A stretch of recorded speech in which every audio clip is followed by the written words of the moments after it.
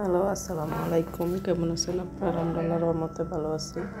আজকে অন্যরকম একটা রান্না করব, যে বাংলাদেশ থেকে শুটকি নিয়ে আসা, শুটকি দিয়ে একটা তরকারি রান্না করব।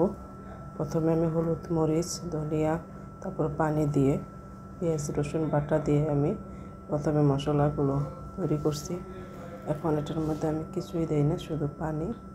তারপর প্রথমে দিয়ে দিচ্ছি, যেহেতু আমি শুটকিটা প্রথমে কাটা ছড়িয়ে নেওয়ার পর এখন দিয়ে দিচ্ছি কাঁঠালের বিচি। বাংলাদেশ থেকে নিয়ে আসছিলাম।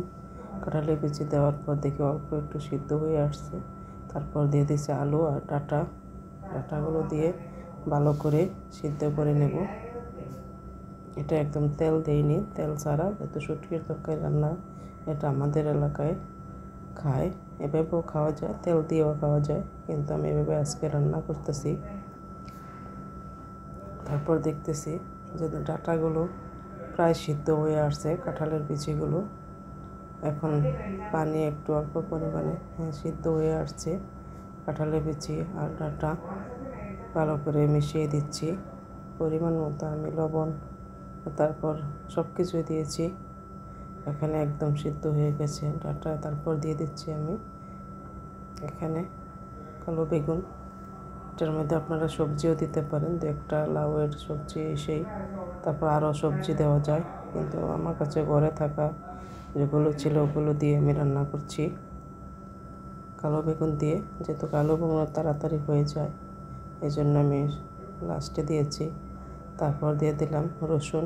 যখন তরকারিটা হয়ে যাবে, রসুনটা ভালো করে থেতু করে তারপর দিয়ে দিচ্ছি হওয়ার কতক্ষণ আগে, 5 মিনিট আগে তরকারিটা হওয়ার। তারপর মিশিয়ে দিচ্ছি।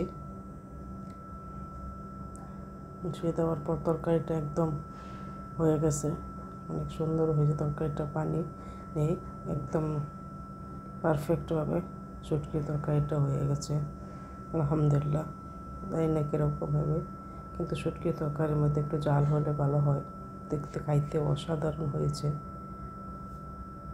একদম অনেক পারফেক্ট হয়েছে তরকারিটা, আলহামদুলিল্লাহ। তারপর আরেকটা সবজি যে ভর্তা বানাচ্ছি, যা ডাঁটা, অনেক সময় ডাঁটা শাক অনেকে ফেলে দেয় একটু হলে, কিন্তু আমি ডাঁটা শাকটি দিয়ে শুটকি দিয়ে লবণ দিয়ে সিদ্ধ করে নিচ্ছি।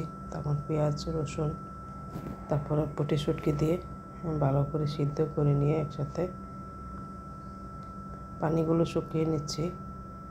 যেহেতু আমরা অনেক সময় অল্প একটু শাক কী করব এটা ভেবে, তখন কী করছি, ভর্তা বানিয়ে নিলাম পেঁয়াজ রসুন দিয়ে। ভালো করে বাটা, শিলপাটায়ও বাটা যায়, তারপর ব্লেন্ডার করা যায়, কিন্তু আমি কেউ বলবে না যে এটা ব্লেন্ডার করা, কিন্তু অনেক সুন্দর হয়েছে, অসাধারণ হয়েছে ভর্তাটা, টেস্ট হয়েছে আলহামদুলিল্লাহ।